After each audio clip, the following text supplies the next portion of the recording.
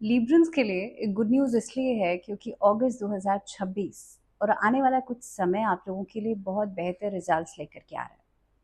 A very warm welcome, बहुत स्वागत है। We are talking about the monthly series for August 2026 और ये 7th वीडियो है। हम बात कर रहे हैं लिब्रंस की। हालांकि थोड़ा सा लेट है इस बार, but next time I will try to be on time कि मैं सितंबर का जो हॉरोस्कोप है वो आपको पहले ही दे दूं। हाँ, अब बात हम कर रहे हैं इस वीडियो में क्योंकि अगस्त का महीना थोड़ा थोड़ा निकल चुका है, लेकिन लिब्रंस के लिए क्या इम्पोर्टेंट डेट्स जितना बचा है उसके हिसाब से होने वाली है। लेकिन सबसे पहले बात करते हैं एक ओवरव्यू की कि प्लानिटरी मूवमेंट्स आपके लिए इस महीने में कहाँ कहाँ रहने वाली है। पहली बात तो ये है कि इस महीने के अंदर, अगस्त के महीने के अंदर, इफ यू विल सी, तो देखिए सूर्य और बृहस्पति 10th हाउस में रहेंगे महीने की शुरुआत में, वहीं पर फिर बुध भी आ जाएंगे। अब यहाँ पे कंजंक्शंस ऐसे हैं कि सूर्य यहाँ पे 17 अगस्त को जाएंगे आपके लिए 11th हाउस में, वहाँ ऑलरेडी केतु बैठे हुए हैं। अब ये बैठ करके ग्रहण योग का निर्माण करेंगे। दूसरी बात यह है कि वक्री शनि छठे भाव में, मंगल और बुध 9th हाउस में। मंगल हालांकि क्योंकि 9th हाउस में बने रहेंगे और बुध यहाँ से मूव कर जाएंगे। दूसरी बात, 17 तारीख को सूर्य जो है वो भी 10th से निकल के 11th में चले जाएंगे। तो बहुत सारी सिचुएशंस हैं जो आपके लिए चेंज होने वाली हैं इस महीने में। And that was the only reason I thought कि अगस्त का महीना निकल चुका है, फिर भी यानी कि कुछ डेट्स निकल चुकी हैं, फिर भी इस महीने पर वीडियो बनानी चाहिए क्योंकि ये महीना एक ट्रांसफॉर्मेशन का महीना हो सकता है, बहुत इंपॉर्टेंट है। ये एक नींव हो सकता है आने वाले महीनों के लिए। तो इस महीने में आपको क्या कुछ करना है और क्या नहीं करना है उसके बारे में जानना ज़रूरी है। सबसे पहले आपके लिए कार्य क्षेत्र की बात करते हैं। योर वर्क प्लेस और करियर के अगर दृष्टि से देखा जाए तो इस महीने की शुरुआत जो होगी, दैट मीन शुरुआत निकल चुकी है, but let's talk about that after 12th और 13th और 15th, क्योंकि 12 को सूर्य ग्रहण है और सूर्य और बृहस्पति 10th में रहेंगे। करियर के हिसाब से ये महीना 10th में आपका वर्क प्लेस का आपका कार्य क्षेत्र माना जाता है, दशम भाव।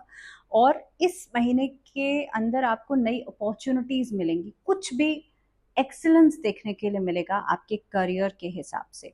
शनि का अगर देखा जाए प्रेजेंस, तो शनि आपके लिए छठे भाव में, थोड़ा सा काम का दबाव रहेगा, थोड़ा सा काम का वर्कलोड रहेगा, लेकिन हर चीज़ के बावजूद आपका जो एक काम में कैलिबर है वो दिखाई देगा आपके सीनियर्स को, आपका एक्सीलेंस दिखाई देगा आपके सीनियर्स को। इस महीने के अंदर मोस्ट प्रॉब्ली चांसेस बनते हैं दैट आपका प्रमोशन हो जाए। मोस्ट प्रॉब्ली चांसेस बनते हैं कि आपका जो पे स्केल है वो बढ़ जाए, या कहीं पर नई जगह आपको कोई नई अपॉर्चुनिटी मिल जाए। तो बहुत हद तक ये चीज़ें जो हैं आपके फेवर में रहेंगी इन योर वर्क प्लेस। 5 तारीख से बुध आपके 10th में आ जाएंगे और ये प्रोबेबली मैं 5 तारीख की बात कर रही हूँ क्योंकि 22 तारीख को फिर से ये ट्रांजिट होगा और बुध जो है वो निकल करके 11th में चले जाएंगे। अब ये जो 5 और 22 का दो डेट्स पर बुध का ट्रांजिट होगा, पहले 10th में फिर उसके बाद 11th में। ये ट्रांजिट बेसिकली जो लोग स्पीच से रिलेटेड एज अ स्पीकर कोई काम करते हैं या बोलने का बहुत ज़्यादा काम है, उन लोगों के लिए ये महीना बहुत बढ़िया रिजल्ट्स लेकर के आ सकता है क्योंकि आपको कोई नए प्रोजेक्ट्स मिल सकते हैं इस महीने के अंदर। कुछ ऐसा हो सकता है कि आपका नेम फेम बढ़ेगा। सेकेंडली, स्वामी 17 मंगल तारीख जो है वो आपके लिए 9th हाउस में रहेंगे। दैट मीन्स इस महीने के अंदर जो लोग धर्म कर्म से जुड़े हुए हैं, स्पिरिचुअलिटी से जुड़े हुए हैं, उन लोगों के लिए भी ये महीना बहुत अच्छा रहेगा। व्यापार अगर करते हैं उसमें लंबी यात्राओं के लिहाज से ये महीना बहुत बढ़िया रहेगा। तो कुल मिलाकर के अगर वर्क प्लेस की बात की जाए, कार्यक्षेत्र की बात की जाए, तो ये महीना आप लोगों के लिए ट्रांसफॉर्मेशन का है, आप लोगों के लिए चेंज ऑफ प्लेस का है, आप लोगों के लिए प्रमोशंस का है। और मे बी अगर कोई नया काम शुरू करने के बारे में सोच रहे हैं तो after 15th of August you can start. अगर फाइनेंसेस की बात की जाए तो इस महीने में बहुत हद तक स्थितियां आपके कंट्रोल में रहेंगी। पहली बात तो करते हैं आप लोगों के लिए फाइनेंसेस की। तो अगर देखिए यहाँ पे फाइनेंसेस की बात की जाए तो शुक्र अपनी नीच की राशि में पूरे महीने आपके लिए 12th हाउस में रहेंगे। छोटे छोटे लॉसेस हो सकते हैं या फिर ट्रैवल पर खर्चा हो सकता है। वहीं पर दूसरी तरफ शनि जो है वो छठे भाव में बैठ करके 12th पर दृष्टि डाल रहे हैं।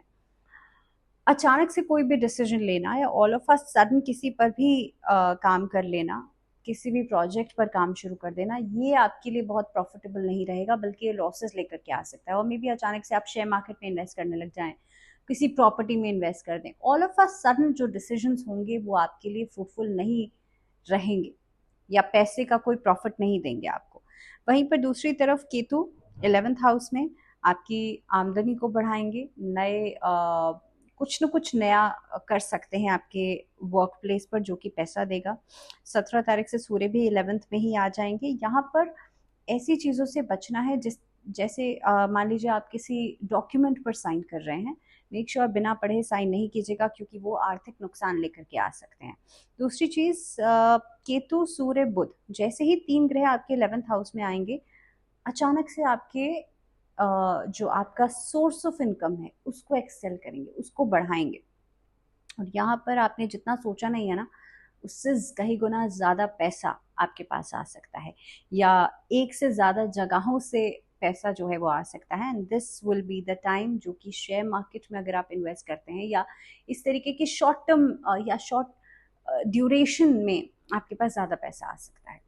अगर हेल्थ की बात की जाए तो ये महीना स्वास्थ्य के लिहाज से थोड़ा सा परेशान ज़रूर करेगा, क्योंकि पहली बात तो ये है कि नीच राशि कन्या में द्वादश भाव में विराजमान रहेंगे शुक्र, और इस महीने के अंदर बार बार इन्फेक्शन से एलर्जीज हो सकती हैं। तो इसीलिए सबसे इम्पॉर्टेंट है कि आप लोग सेल्फ मेडिकेशन से बचें, खुद से डॉक्टर बनने की कोशिश ना करें। कोशिश कीजिएगा अगर बहुत ही सिवियर अगर कोई चीज़ होती है तो मेक श्योर कि आप डॉक्टर से सलाह ज़रूर लें। रिलेशनशिप्स की बात की जाए तो ये महीना रिलेशनशिप्स के हिसाब से बहुत मिला जुला रहेगा। पहली बात तो ये है कि पंचम भाव में उपस्थित हैं राहु, और ये हालांकि पहले से ही राहु हैं, पिछले महीने भी थे, उससे पिछले महीने भी थे, लेकिन अब स्थितियां ऐसी हैं कि देवगुरु बृहस्पति जो हैं वो उदय हो गए हैं। दूसरी चीज, पंचम भाव के स्वामी शनि जो हैं वो वक्री हो गए हैं और छठे भाव में हैं। अब ये ऐसी स्थिति बन सकती है कि आपके लिए आपके बीच में मिसअंडरस्टैंडिंग्स बढ़े। लव रिलेशनशिप्स की मैं बात कर रही हूँ। छोटी छोटी बातों पर लड़ाई झगड़ा बहुत फ्रीक्वेंटली होने लग जाए। नाउ इस अवधि में जो लॉन्ग डिस्टेंस रिलेशनशिप्स हैं उसमें शॉर्ट टर्म ब्रेकअप्स हो सकते हैं। अगर आप बहुत दूर रह रहे हैं, कोई भी लॉन्ग डिस्टेंस रिलेशनशिप है, उसमें किसी तरह का ब्रेकअप नज़र आता है। महीने के अगर मिड में बात की जाए तो सूर्य और बुध का प्रभाव खास तौर पे राहु के साथ साथ पंचम भाव पर होगा, और इस अवधि के लिहाज से होगा ये कि जितनी जल्दी ब्रेकअप होगा उतनी ही जल्दी आप फिर से रिकॉन्सल करने की कोशिश करेंगे, फिर से चीज़ों को ठीक करने की कोशिश करेंगे। अब देखिए, सप्तम भाव के जो लॉर्ड हैं मंगल, ये पूरे महीने रहेंगे नवम भाव में, यानी कि बहुत हद तक आप अपने जीवन साथी के साथ, अपने लाइफ पार्टनर के साथ स्पिरिचुअल ट्रैवलिंग कर सकती हैं, धार्मिक यात्राएं कर सकते हैं। और ये अवधि ऐसी हो सकती है कि आप अपने जो आपके पार्टनर्स हैं उनकी हेल्थ को लेकर के बीच बीच में कंसर्न रहेंगे। तो कुल मिलाकर के ये महीना रिलेशनशिप्स के लिहाज से बहुत मिला जुला रहेगा। अगर फैमिली लाइफ की बात की जाए तो बृहस्पति जो है वो दशम भाव में बैठे हैं और दूसरे भाव और चतुर्थ भाव पर अपनी दृष्टि पूरे महीने बनाए रखेंगे। इसके अलावा महीने की शुरुआत में सूर्य और मंगल की दृष्टियां भी दशम भाव पे रहेंगी। ये जो परिस्थिति बनती है, यहाँ से आपकी फैमिली लाइफ में काफ़ी हद तक मदर और फादर की हेल्थ को लेकर के कुछ कंसर्न्स रहेंगी। दूसरी चीज़, परिवार में जो आपके वरिष्ठ लोग हैं उनकी बातों को सम्मान देना, उनकी बातों को मान देना, या वहाँ से कुछ न कुछ ऐसा आपके लिए। तो फैमिली लाइफ की बात की जाए तो इस महीने के अंदर दशम भाव में बैठ कर के बृहस्पति दूसरे भाव और चतुर्थ भाव को देखेंगे। ये महीना ऐसा हो सकता है कि आपस में एक सामंजस्य, एक स्टेबिलिटी रिलेशनशिप्स में बढ़ेगी। सेकेंडली, स्टूडेंट्स के लिहाज से देखा जाए तो ये महीना बहुत कुछ सीखने का हो सकता है, एक लर्निंग का हो सकता है। कुछ नए सब्जेक्ट्स में आपकी रुचि बढ़ सकती है, और मे बी जो बच्चे अभी कॉम्पिटिटिव एग्जाम्स की तैयारी कर रहे हैं उन लोगों के लिए एक नया मार्गदर्शन मिल सकता है। तो ओवरऑल अगर देखा जाए तो अगस्त का महीना लिब्रियंस के लिए बढ़िया रहने वाला है, either in the personal life और इन द प्रोफेशनल लाइफ। आपको करना सिर्फ इतना है, शुक्रवार के दिन माँ लक्ष्मी की उपासना कीजिएगा फॉर मनी अट्रैक्शन। दूसरी बात, और छोटी सी रेमेडी आपको करनी है, अगर आप शुक्रवार के दिन इफ़ योर अगर आप माँ लक्ष्मी की पूजा कर रहे हैं तो सिर्फ और सिर्फ लक्ष्मी चालीसा का पाठ कीजिएगा फ्राइडे इवनिंग में, यानी कि संध्या काल के समय। दूसरी चीज़, अगर मान लीजिए किसी तरह कोर्ट कचहरी का मामला है तो आप दुर्गा चालीसा या दुर्गा कवच का पाठ कर सकते हैं। तो this was all in this video. अगले वीडियो में आपसे बात होगी स्कॉर्पियोज के लिए, लेकिन तब तक के लिए फ़िलहाल दीजिए इजाज़त और आप लोग जुड़े